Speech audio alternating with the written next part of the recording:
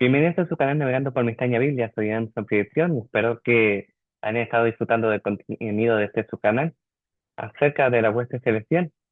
Con propósito de la natividad, quería tocar este tema de lo que es Apocalipsis 12 y como marco de referencia para la Navidad.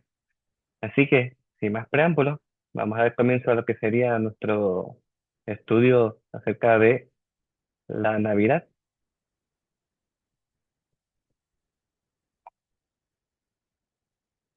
Vemos entonces aquí lo siguiente, y es que Apocalipsis sí, 12 con la Navidad. O sea, ¿qué tiene que ver Apocalipsis 12 con la Navidad? Bueno, abro citas de lo que sería la obra, el libro Exaltando a Jesús en Apocalipsis, que dice así. Es una cita larga, ya, pero resumiría lo que vamos a estar viendo a través de esta presentación. Y es que, a propósito de nuestro texto, Eugene Peterson dice, esta no es la historia de la natividad con la que crecimos, pero es la historia de la natividad de todos modos. No hay un niño en un pesebre, pastores regocijándose, ni reyes magos trayendo regalos y adorando. Hay ángeles, pero no cantan. Más bien están enfrascados en una guerra celestial de proporciones escatológicas. No, en esta historia de Navidad hay una mujer bellamente vestida, un niño varón, hijo, y un gran dragón rojo ardiente que está dispuesto a devorar, a comerse al hijo, que va a pastorear a todas las naciones. Se trata de un relato navideño apocalíptico. Apocalipsis 12, 1 al 7 nos cuenta en parte y de forma resumida la gran historia redentora de la Biblia. Es una especie de panorama de la historia de la salvación. Nos cuenta con imágenes y visiones fantásticas la verdadera historia del mundo entero. Mira el pasado, aborda el presente y apunta al futuro. Naturalmente, se divide en tres secciones. Los versículos 1 al 6 narran la historia de la mujer, el hijo varón y el dragón. Número 2. Los versículos 7 al 12 muestran una guerra en el cielo y un canto de redención. Y número 3. Los versículos 13 al 17 relatan el intento satánico de destruir al pueblo de Dios y su proyecto fallido. Esta es una historia de Navidad como ninguna otra que hayas escuchado. Así que, viejo cita, ese es el marco de referencia con el cual estamos trayendo esta pequeña presentación a modo resumida de varios puntos para que contemplemos otro marco de referencia de este evento que se le puede denominar como astroteología. ¿Por qué de esa manera? Bueno, Pablo en Romanos 10, versículos 5 al 18, está describiendo claramente un contexto sobre la salvación. De hecho, en los versículos 9 al 10, Pablo está describiendo claramente la necesidad de creer en Jesucristo para la salvación. Pero para creer en Jesús, la gente debe oír hablar de Jesús. Pablo plantea entonces la objeción esperada. No todo el mundo ha oído hablar de Jesús. Pablo da una respuesta inesperada y fascinante a esta objeción. Afirma que han oído hablar de Jesús. En Romanos 10, 18. Naturalmente, cabe preguntarnos, ¿dónde? ¿Dónde han escuchado esto? ¿Cómo han escuchado al respecto de Jesús? Bueno, aquí es donde las cosas se ponen interesantes. El texto del Antiguo Testamento que Pablo utiliza como prueba para sugerir que la gente de todo el mundo ha oído hablar de Jesús es el Salmo 19:4. La cita que hace del versículo en Romanos 10:18 es un ejemplo. Su cita del versículo de Romanos 10:18 procede de la Septuaginta, antigua traducción griega del Antiguo Testamento hebreo. Para Pablo, todo el mundo había oído, o debería haber oído, hablar de la venida de Jesús porque su voz ha llegado a toda la tierra y sus palabras hasta los confines del mundo. ¿De qué voz habla Pablo? Bueno, está hablando de los cielos. ¿Cómo sabemos eso? Bueno, vamos a visitar un momento lo que es el Salmo 19, versículos 1 al 4, y ya pronto sabrán por qué es ese contexto que estamos estableciendo para entrar en cancha con Apocalipsis. Vamos aquí a hacer uso de nuestra herramienta de logos para darle lectura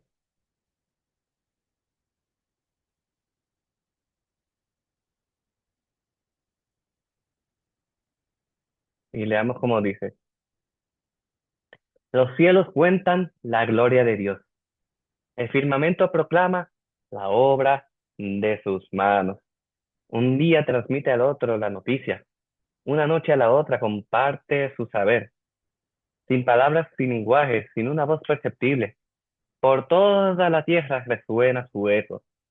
Sus palabras llegan hasta los confines del mundo. Dios ha plantado en los cielos un pabellón para el sol. Primero, cabe destacar que aquí hay una serie de términos que vale la pena ah, recalcar. Primero, tenemos que estar claro que los cielos declaran o los cielos cuentan la gloria de Dios. Luego está que el cielo proclama la obra de sus manos. También tenemos que día y noche, que está sucediendo, transmite la noticia, comparte su saber. Y luego entonces está el elemento de que los cielos tienen voz y discurso y palabras que pueden oírse, ya que su mensaje se extiende por los confines del mundo. Esto es lo que aparentemente podemos identificar como lo que Pablo y el Nuevo Testamento señalarían como ¿qué? Un tratamiento completo de este pasaje. Con respecto a estas ideas y cómo encajan con el contexto de la teología bíblica, debe reservarse, sí, para otro video. Pero para nuestro propósito aquí, este pasaje es uno de los varios del Nuevo Testamento que nos llevan al antiguo concepto de teología astral, un subconjunto de la cual es la profecía astral. En pocas palabras, desde una perspectiva bíblica, la teología astral era la idea de que aquel que hizo los cielos, los objetos celestes, tanto el sol, la luna y las estrellas, ¿ya? Y marcarán el tiempo, como fue en Génesis 1:14, podría utilizar estos objetos para comunicarse. Hay muchas pruebas, por ejemplo, los mosaicos zodiacales de las antiguas sinagogas judías, que se pudieran mostrar para esto. De hecho, de que los judíos fieles y teológicamente conservadores creían que los cielos podía discernirse una actividad divina que influiría en los acontecimientos terrenales y actividad que se cuidaban de atribuir al Dios verdadero y no a otros dioses.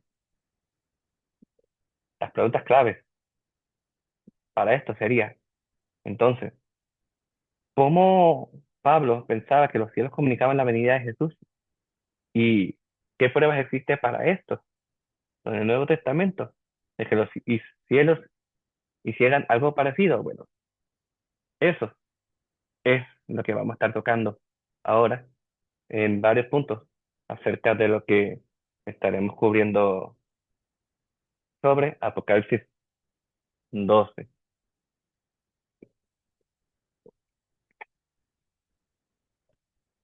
¿Qué nos tiene que decir al respecto? Bueno, primero, tenemos una historia de batalla cósmica aquí descrita. Si no han leído Apocalipsis 12, les insto a que lo lean para que entonces estén en la misma página. Así que pueden pasar el video, leerlo y volver nuevamente. Pero, de más está decir, Apocalipsis 12 revela una guerra espiritual detrás del nacimiento de Jesús. Nos muestra cómo el mal intenta frustrar el plan redentor de Dios. La Navidad, por ende, no es solo un evento histórico, sino una declaración de victoria sobre el mal. De hecho, no es de extrañarse que Israel tenga estos elementos en su historia, dado que, pues, culturalmente hablando, se conoce que las religiones del antiguo cercano oriente compartían unos mitos so- acerca de revelaciones cósmicas como parte de su mitología.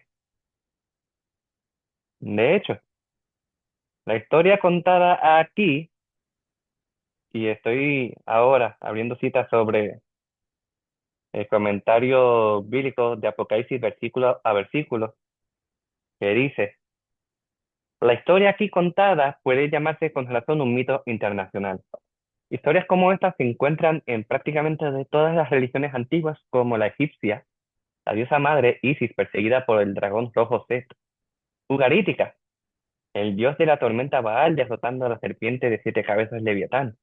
En Mesopotamia, Marduk, el dios de luz, mata al dragón de 7 cabezas, Tiamat, y grecorromana, la diosa Leto, embarazada de Apolo, perseguida por el dragón Pitón y rescatada por Poseidón. No es, no es inusual que una historia bíblica siga tales contornos. En el Antiguo Testamento, Jehová asumió títulos como jinete en las nubes, un título del dios cananeo, Baal, en el Salmo 68:4. Y muchos de los santuarios de Betel fueron anteriormente paganos y fueron bautizados para convertirse en santuarios de Jehová. Se podría decir que la Biblia desmitifica los mitos paganos, volviéndolos historia. Es decir, mostrando que ahora realmente han sucedido en la historia. Entonces, la historia aquí es una analogía redentora con un propósito evangelístico, mostrar que en Cristo todas las esperanzas paganas se han realizado. Y eso cita. Y vemos esto como de trasfondo para todo este pasaje que tienes que ver aquí con la figura de que estaremos viendo más adelante. Pero teniendo en cuenta que entonces la religión astral y la mitología solar eran habituales en el mundo antiguo, tenemos que tener en cuenta de que las estrellas eran seres divinos animados, formaban parte también del pensamiento israelita. De hecho, las estrellas tenían nombres, algo que podemos ver que ya hemos tocado en este canal, acerca de cómo la naturaleza de la hueste celestial se les conoce como las estrellas. El Salmo 147:4 dice que las estrellas tenían nombre. Génesis 1:16 dice que habían sido creadas por Dios y se les concebía como un ejército divino. En Jueces 5:20, Isaías 40:25 al 26, Daniel 8:10. La idea persistió hasta bien entrada la época del Nuevo Testamento. Por ende, teniendo en cuenta esto, que Apocalipsis 12 no es simplemente una narrativa simbólica, sino una revelación de lo que estaba sucediendo en el ámbito espiritual durante el nacimiento de Jesús. En este pasaje vemos cómo el mal representado por un dragón intenta entonces aquí destruir el Mesías desde el principio. Pero lo que este capítulo realmente nos muestra es cómo Dios siempre tiene el control asegurando la victoria a través del nacimiento, vida y resurrección de Cristo.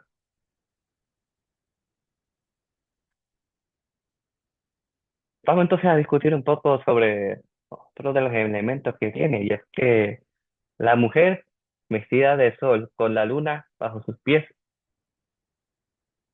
es comúnmente representando a Israel, el pueblo de Dios.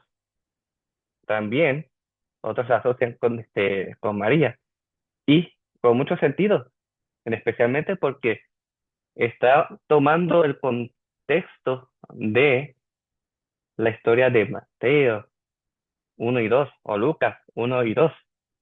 Así que está viendo algo el vidente de Patmos, aquí Juan, cuando tiene esta visión de lo que está viendo en el cielo y se le conoce dentro de marco de referencia de astroteología como la constelación de Virgo siendo utilizada en una secuencia. Y esto es un marco de referencia que está cobrando auge para ver Apocalipsis 12, porque se conocen que existen varios modelos que se pueden implantar en sistemas astronómicos para darle una secuencia y ver, oye, hay unas constelaciones que siguen el marco de referencia aquí descrito. Y hace sentido entonces las palabras que escuchamos anteriormente de Pablo en Romanos 10 y su uso del Salmo 19 para todo esto. Así que vemos entonces que tomando entonces la historia de Mateo y Lucas, Juan tiene en su visión a una mujer vestida de sol, representando entonces a Israel, el pueblo de Dios. Y tenemos este hermoso contexto de Génesis 37, del 9 al 11, donde José tiene un sueño en el que los astros representan a las tribus de Israel. De hecho, aunque el pasaje de Génesis 37 tiene, tiene a menos unas 11 estrellas, de hecho, vamos a visitarlo nuevamente aquí con el programa para que vean los detalles. 37, 9 al 11, que dice lo siguiente.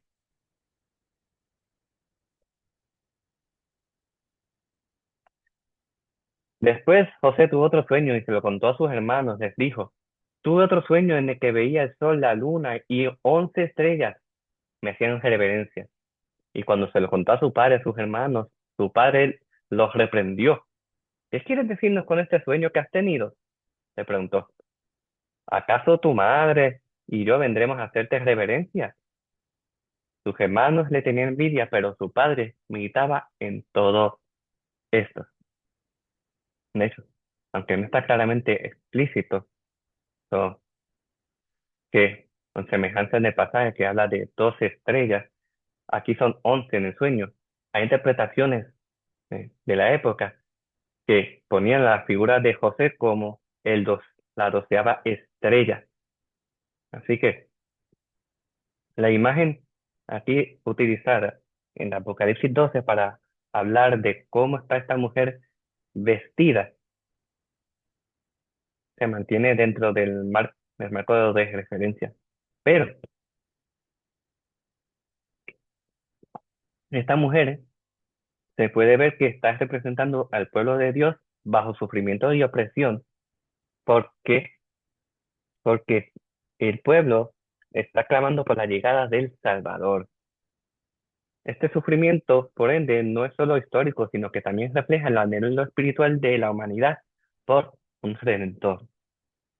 Israel esperaba la llegada del Mesías prometido y, y a través de toda su historia de lo que fueron los exilios, se levantaban profetas y les hablaba de la esperanza por venir, siendo en última instancia como nace el Nuevo Testamento para lo que sería la figura de el niño que está por nacer. Pero antes de hablar del niño y la figura que presentamos aquí, tenemos que hablar de la figura que les precede, y es nada más y nada menos que el gran dragón rojo. El dragón rojo con 7 cabezas y 10 cuernos es una representación aquí que vemos de Satanás. Sus cabezas y cuernos simbolizan un poder maligno que ha intentado frustrar el plan de Dios desde el principio. En este capítulo lo vemos esperando el nacimiento del niño, buscando destruirlo. Y esto nos recuerda la primera profecía mesiánica en Génesis 3:15, donde se predice que la descendencia de la mujer aplastará la cabeza de la serpiente. Algo que tenemos que tener claro de las imágenes aquí utilizadas. Porque aquí es la culminación para nosotros como creyentes protestantes de cómo se cierra el canon, haciendo un recuento de estas imágenes que se lleva utilizado a través de toda la Biblia hebrea. De hecho, hasta dentro de su literatura la extrabíblica, porque esta palabra de serpiente antigua, el diablo, Satanás, que es lo que está siendo aquí utilizado en este pasaje, tiene como consecuencia hablarnos algo bien peculiar, y es que, primero, encapsula esos elementos que llevan utilizando los profetas. Primero, la parte como dragón lo utilizan varios profetas, o sea, para referirse a algo que era bien conocido en la antigüedad. Abro nuevamente citas del comentario de Apocalipsis versículo a versículo, lo que dice: el símbolo de un gran dragón era bien conocido en la antigüedad. Representaba una serpiente o un monstruo marino generalmente conectado con poderes demoníacos. En Canaán, estos eran los dioses de serpientes que eran enemigos de Baal, y en Babilonia era una serpiente roja que guardaba al dios Marduk. Para los hebreos estaba Leviatán, en Salmo 74, 13 al 14. El monstruo marino femenino, Rahab, en Job 9, 13, 26, 12. Isaías 51, 9 y Tanín, que la nueva versión internacional traduce como monstruo en Job 7, 12 y el Salmo 74, 13. Leviatán es etiquetado como un dragón en Job 3, 8, 41, 1 y el Salmo 104, 26. Dado que el mar para los antiguos pueblos antiguos significaba profundidades insondables y el caos de la muerte, Faraón en Ezequiel 29:3 y 32:2 y Nabucodonosor en Jeremías 51:34 se llaman monstruos marinos, porque devoraron naciones, por lo que esto se convirtió en un símbolo donde para las naciones que conquistaron a otros y se opusieron a Dios y a su pueblo. Y es rosita. Vemos entonces que la imagen le cae como anillo al dedo. Entonces, a quien viene siendo el enemigo de las almas, quien en última instancia está representado en el rebelde original. Algo que sí les aconsejaría que visiten la obra de Dr. Michael Heiser en El mundo invisible y en su obra Demonios, lo que la Biblia realmente enseña acerca de los poderes de las tinieblas.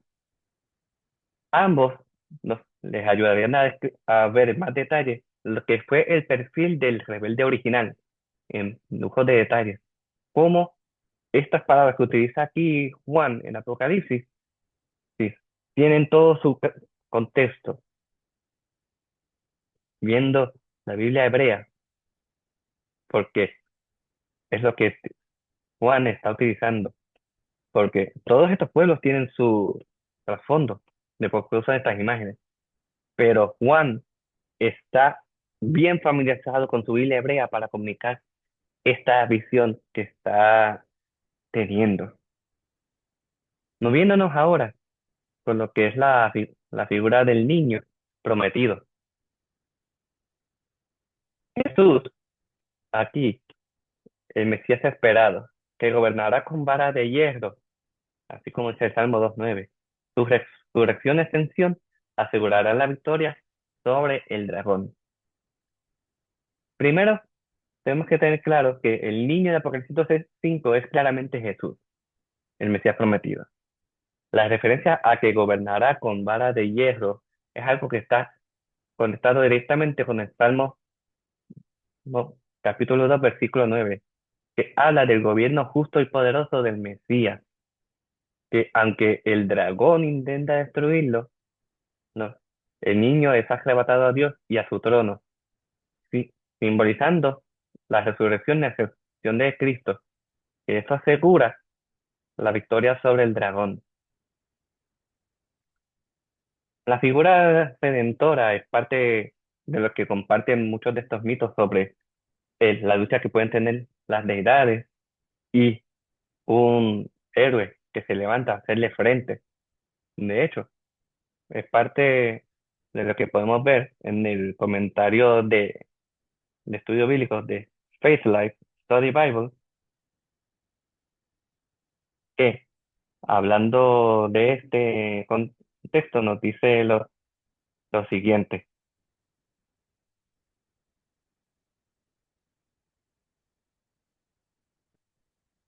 Apocalipsis 12, ¿sí?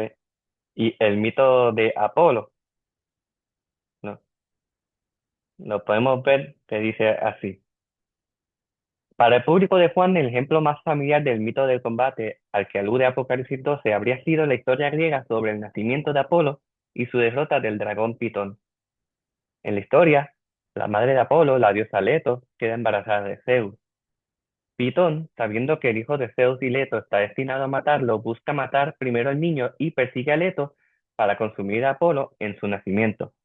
Leto huye y con la ayuda del dios del mar Poseidón, que la esconde en una isla remota, da a luz a Apolo. Más tarde, Apolo mata a Pitón en el monte Parnaso. El relato de Juan sobre la mujer, el niño y el dragón en Apocalipsis 12 parece ser paralelo a este mito y evocar sus imágenes.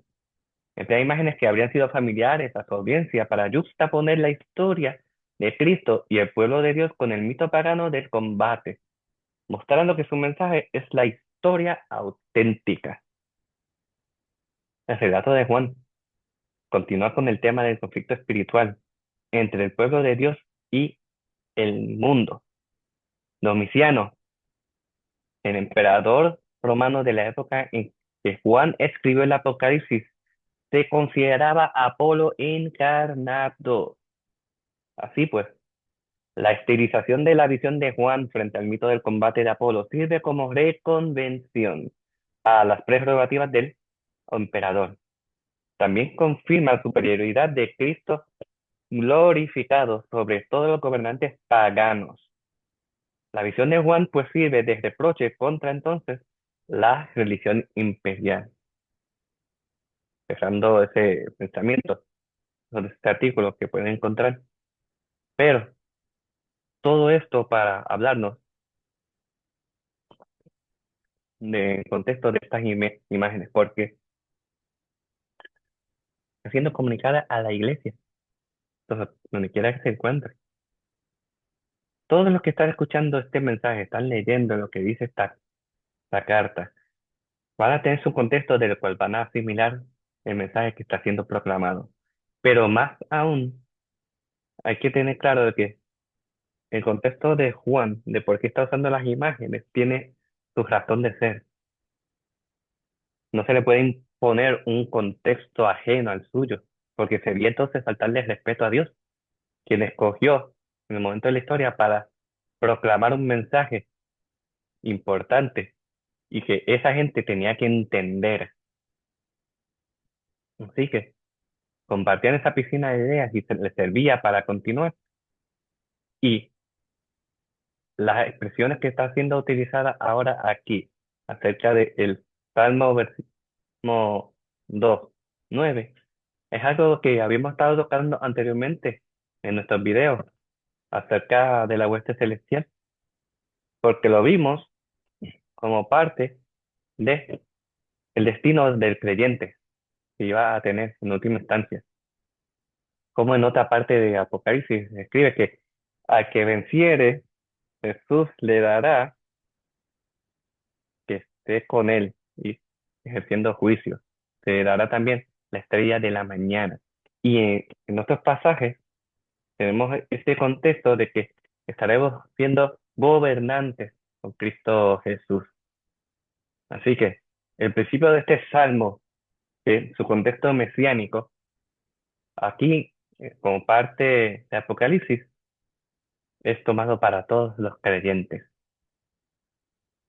Es hermoso entonces ir conociendo todos estos detalles para conocer cuáles son las imágenes que le tienen que llegar a la mente de la gente que está escuchando, que puedan ser letradas, y a que no es letrado, con su contexto de vida, que le puede provocar la esperanza, que tiene que ver con que la palabra que está siendo utilizada aquí para cómo el niño va a ser transportado más adelante es sumamente importante. Pero, además está decir, el punto de la guerra celestial aquí, más adelante, hay que tener claro que lo que nos comunica Apocalipsis 12, y es que no es una lucha que está teniendo aquí el dragón contra Dios, sino que es Miguel y sus ángeles que están luchando contra el dragón. De hecho, y se mantienen dentro del pasaje, verán que hay una serie de descripciones que tiene esta figura sobre sí, de cómo está siendo descrita. Y es que ella, este dragón, que tiene que tiene tantos cuernos, tiene su color rojizo, tiene una diadema en la cabeza. El versículo 4 dice, con la cola arrastró la tercera parte de las estrellas del cielo, que arrojó sobre la tierra. Ese versículo 4 ¿no? Es parte de lo que podemos ya conocer dentro de su contexto, cómo está hablando de la primera parte de este desenlace. ¿Cómo se le entiende cuando conocemos de que se arrastra la tercera parte de las estrellas?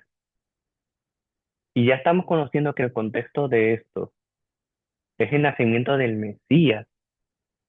No estamos hablando entonces de un evento primigenio antes de la creación, sino que es algo que está pasando en el mundo espiritual cuando Jesús está llegando a la escena.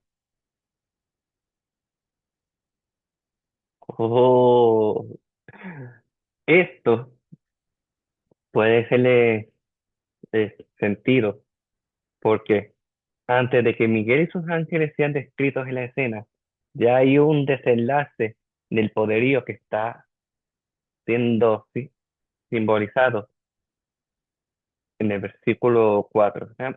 Para que lo vean conmigo y no se pierdan. Dice aquí,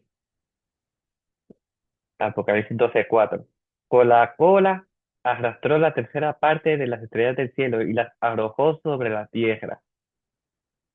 Y luego dice, cuando la mujer estaba a punto de dar la luz, el dragón se plantó delante de ella para devorar a su hijo tan pronto como naciera. Esto es de vital importancia. ¿Por qué? Porque de qué manera pudiera verse este conflicto de forma tan poderosa, o sea, de esta figura, que le está haciendo frente a Miguel y sus ángeles en el capítulo.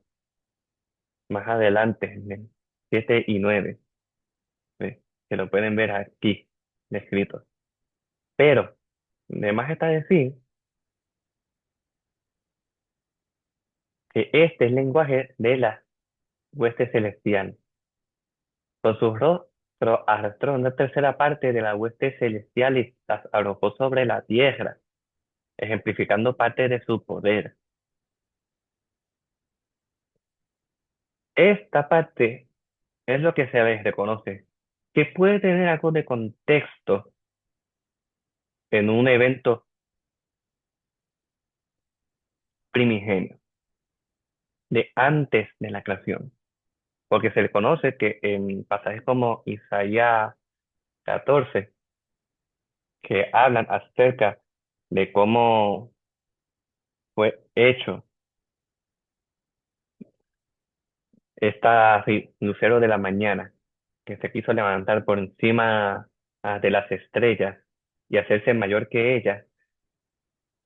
Ese sí fue un contexto previo a esto, al nacimiento de Jesús, pero hasta ahí, porque si ahí se quedara el pasaje, se pudiera comentar más al respecto, pero no. De hecho, esta es la porción como tal que se le conoce, que es el único pasaje en la Biblia que habla de una tercera parte de las estrellas del cielo. De eso es lo que se alimenta una obra bien conocida, ¿verdad? Que lamentablemente ha pasado a ser casi teología, de la obra de Dante, que es la que ahí sí describe cómo la rebeldía de Satanás se llevó a una tercera parte de los ángeles del cielo. Eso es lo que comúnmente escucharían cuando se habla acerca de qué fue lo que pasó cuando Satanás se rebeló, qué fue lo que sucedió. Bueno,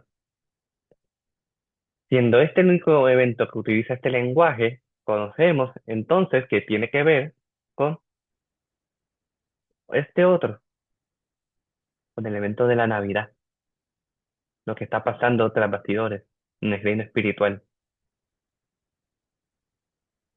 Óyame, esa es la parte que nos puede entonces ayudar a conocer de que, dado que tenemos un pueblo greco-romano en el tiempo de Juan, que equiparaba las estrellas con los dioses, y los judíos pensaban en ellos como los ángeles, esta podría ser una referencia de cómo la derrota del dragón de parte de la hueste celestial está comparada con la literatura judía de ejemplos como Segunda de Enoch 4:1 o Segunda de Baruch 51:10.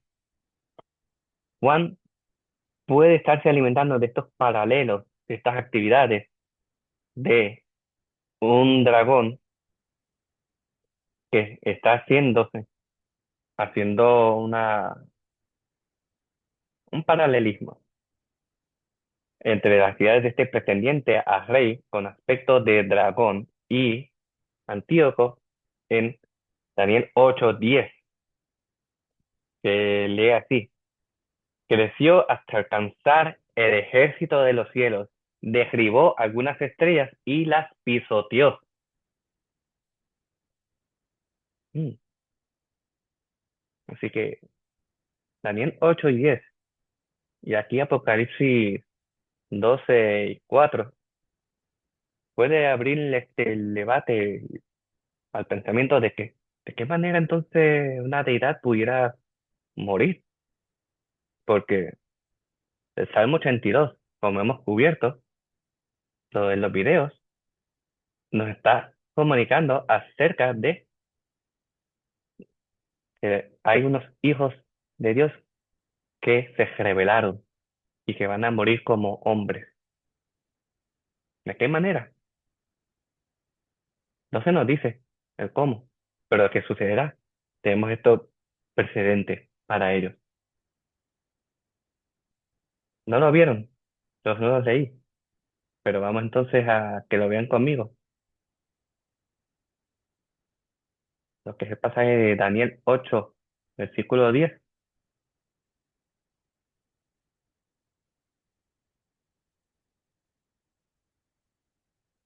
dice así. Bueno, lo leeré desde el 9. De uno de ellos salió otro cuerno, pequeño al principio, que extendió su poder hacia el sur y hacia el este, y también hacia nuestra hermosa tierra. Creció hasta alcanzar el ejército de los cielos, derribó algunas estrellas y las pisoteó, y aún llegó a sentirse más importante que el jefe del ejército del cielo. Por causa de él se eliminó el sacrificio diario y se profanó el santuario. Realmente, sí, solo que vemos como este pretendiente. eh, Esto que está utilizando Juan, trazando paralelismos entre un pretendiente a rey con aspecto de dragón y Antíoco. Pero, además está decir que las imágenes que está evocando Daniel, que se conoce que Apocalipsis bebe mucho de esas imágenes, aquí están describiendo un posible desenlace entre cómo un ser divino pudiera hacer que muriese. Esto es parte de los debates teológicos, pero se los quería compartir para que también musiten en esas ideas. Pero volviendo aquí a la presentación, Satanás vemos que entonces es expulsado del cielo como parte de esto. Y es que el cambio que está teniendo ahora en este evento, en Apocalipsis 12 7 al 9, con la guerra en los cielos, Miguel y sus ángeles luchan contra el dragón y sus seguidores y los expulsan del cielo, que simboliza un cambio significativo en las dinámicas espirituales tras la victoria de Cristo. Satanás ya no tiene acceso al cielo para acusar a los creyentes, lo que muestra cómo el nacimiento y la obra redentora de Jesús trastornan el reino del mal. De hecho, volviéndonos a la próxima lámina, ¿no? Comunica lo siguiente, ¿sí? Porque voy a unir dos cosas, y es que la victoria sobre el dragón es algo que los creyentes vencen por la sangre del cordero y su testimonio, en el Apocalipsis 12:11. Declara que los creyentes vencen por la sangre del cordero y la palabra de su testimonio, algo que nos muestra que la victoria no viene por nuestra fuerza, sino por lo que Cristo ha hecho por nosotros. Nuestra fidelidad a su testimonio, incluso en medio de la adversidad, es una declaración poderosa de nuestra confianza en su victoria. Siendo aquí lo que estamos viendo de este evento máximo descrito aquí en Apocalipsis 12,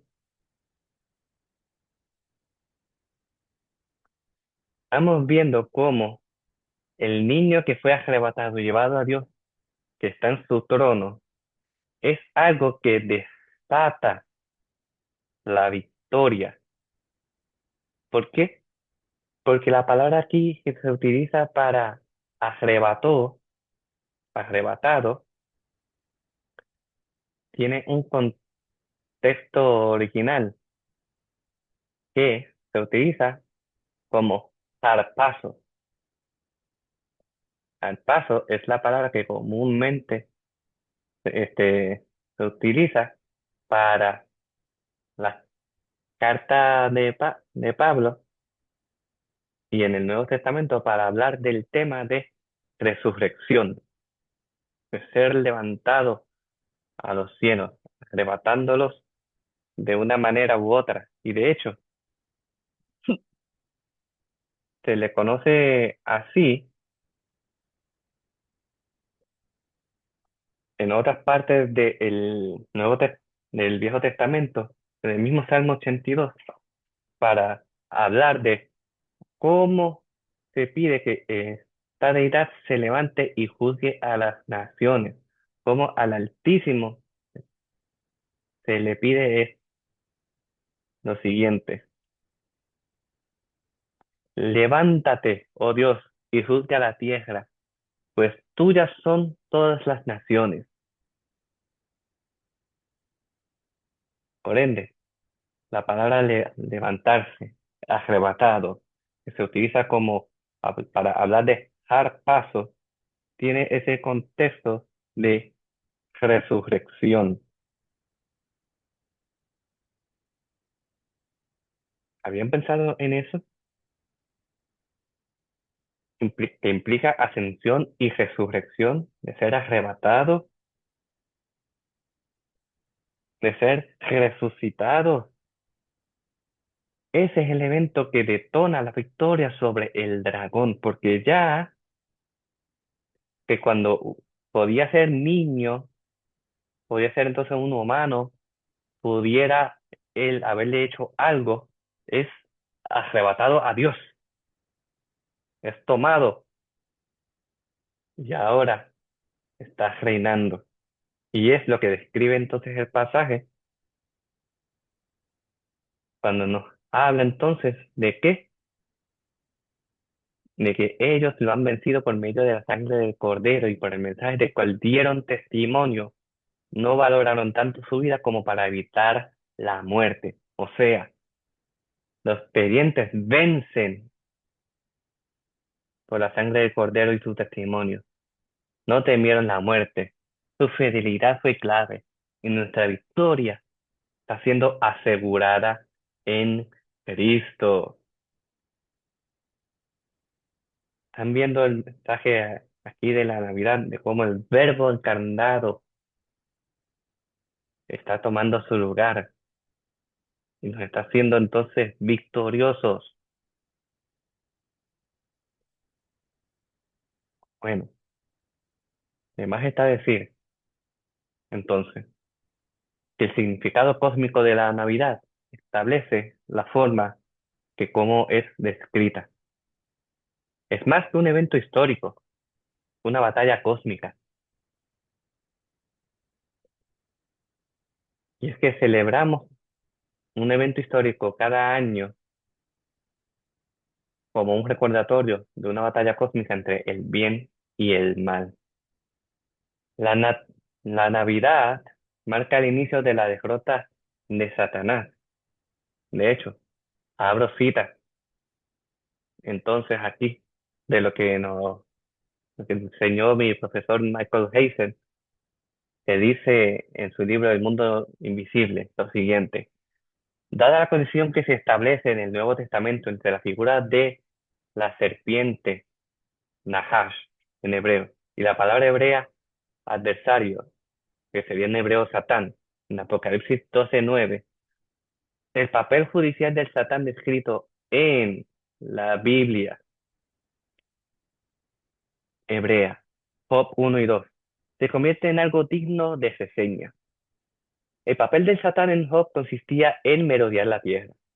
En el contexto de la escena del tribunal divino de Job 1 y 2, el propósito ostensible era ver quién de entre la humanidad era o no era obediente a Dios. Esto precipita las palabras de Dios sobre Job.